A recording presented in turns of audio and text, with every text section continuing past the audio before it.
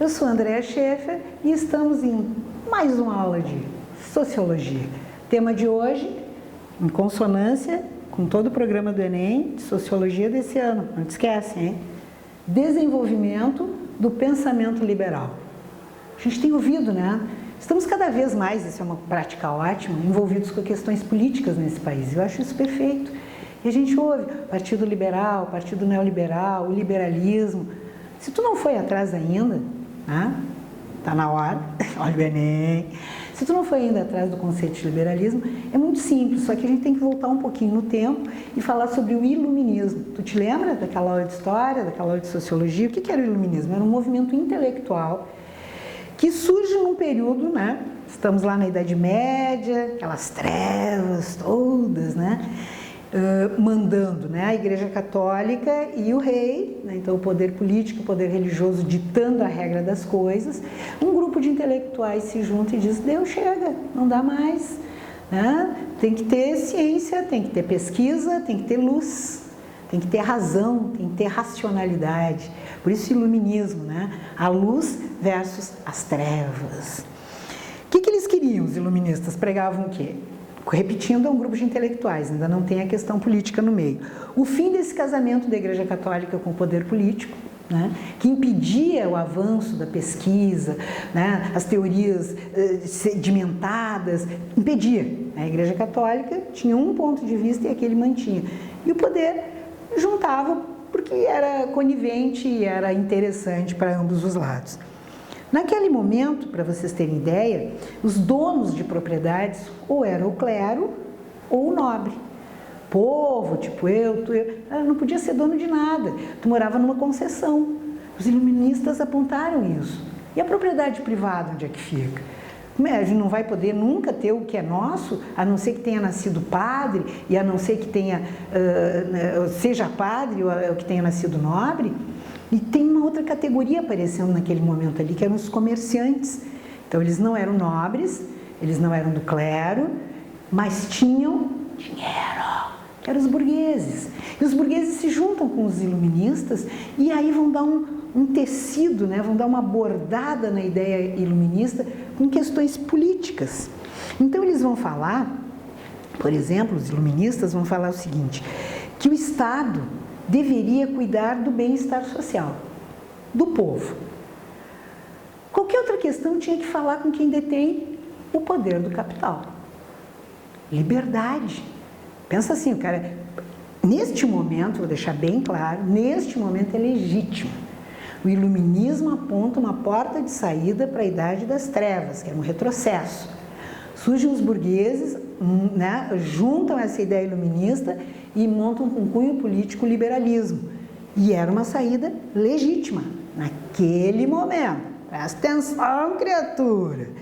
O Estado, então, proveria e protegeria, né, toda a liberdade individual da sua sociedade em que estivesse inserido, né, junto com os direitos humanos. A teoria é totalmente individualista, né? O liberalismo é individualista. O indivíduo se sobrepõe aos direitos do coletivo. O indivíduo é mais importante que o coletivo que ele está inserido. O liberalismo é o princípio do desenvolvimento da democracia. Tem que olhar isso melhor? Vá lá. Defendem o quê? A propriedade privada. É um anseio. Esse pedaço de terra eu não quero ser retirado daqui a hora que o meu senhor lá diga que eu tenho que ir. Eu quero que seja meu.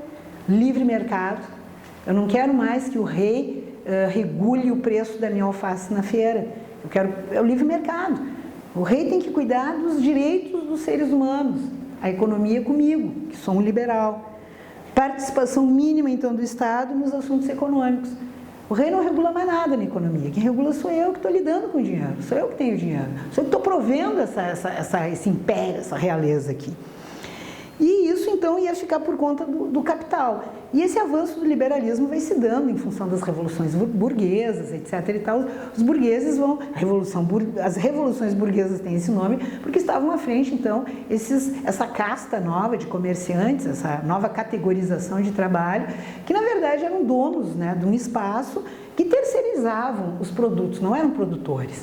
Nunca foram produtores de nada. Terceirizavam os produtos outros. O Estado, então, passa a bancar os serviços mas o capital é que vai ditar a regra. Vai se chamar naquele momento de estado de bem-estar social, que é quando o Estado cuida de ti, né? Então havia pagamento de impostos, havia quem cuidasse da questão econômica, quem, na verdade, não é que cuidasse, determinava para o rei como é que a coisa ia ser. É mais ou menos assim, vou te dar um exemplo. Por exemplo, passagem de ônibus na tua cidade. A nossa aqui, vou citar Porto Alegre. Então, quem decide o preço da passagem de ônibus é a Câmara de Vereadores, no município de Porto Alegre. Mas o que tu não sabe é que por trás desses vereadores tem todas as empresas particulares que bancam estas campanhas. Então, quando chega a hora de votar, cada um dos seus padrinhos chega no vereador e papapá, papapá, papapá, papapá, resumo da ópera. Nós aqui em Porto Alegre hoje temos uma das passagens de ônibus mais caras do Brasil. Isso funciona em todo o Brasil. Isso é o liberalismo. Liberalismo econômico. O Estado, então, ia proteger cada um dos indivíduos. O liberalismo é o princípio do desenvolvimento da democracia, desta democracia aí. E na década, né, movido por quem? Né? Esses novos ricos. Agora eles não são mais só comerciantes, são comerciantes novos ricos, os burgueses. E essa ideia, né, de liberdade, fraternidade, igualdade, permeava naquele momento as revoluções burguesas. Veja a Revolução Francesa, que é uma revolução burguesa. Então os caras agora tinham dinheiro, e esse dinheiro acabava na mão de quem? Na mão do rei? Não, e o que eu faço com esse dinheiro? Que poder sou eu? Eu sou o poder econômico. Isso vai ficar forte, vai ficar fundamentado na primeira Revolução Industrial, com o surgimento do quê? Do sistema econômico, social e cultural que rege a tua vida até hoje, que é o capitalismo. E esse liberalismo, então, para ficar bem claro, é uma teoria política e social em defesa dos valores individuais e da liberdade e da igualdade. Tem uma influência forte iluminista e, mais de tudo, uma influência forte, fortíssima da Revolução Francesa. Na década de 70 vai surgir um adendo, o neoliberalismo, uma novidade. É o liberalismo revisitado. Esses neoliberais acham que o estado de bem-estar social é muita coisa. Vamos inaugurar o estado mínimo. O que é o estado mínimo? O estado mínimo é aquele estado que vai trabalhar com a meritocracia, com o individualismo, com a propriedade privada, com quanto tu vale, né? O que tu vale é o que tu tem, não o que tu é. E quanto mais tu tiver, mais valor para essa sociedade tu tem. Esse é o neoliberalismo. A ausência total do Estado na regulação de salários e preços, quem dita isso agora é o dinheiro, impostos bem baixos para as grandes indústrias e os latifúndios, fundando assim, com este ideário, o que chamamos hoje de social-democracia. Então, o desenvolvimento do pensamento liberal perpassa ser no início o iluminismo, que é um movimento intelectual, e chega nos dias de hoje transformado em social-democracia. Social-democracia visa duas coisas, o desenvolvimento e o lucro.